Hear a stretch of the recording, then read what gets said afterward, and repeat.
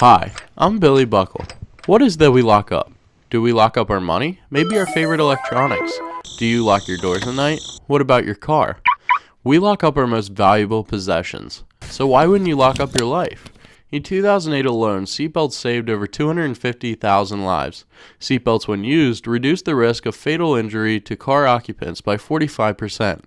Every time you get in the car, put your seatbelt on, because the next thing getting locked up could be you.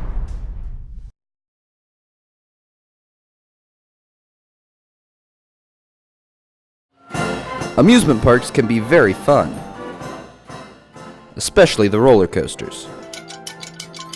Now, take away the seat belts. Not so fun anymore, are they? The same laws of physics apply when driving, so buckle up and have a fun ride.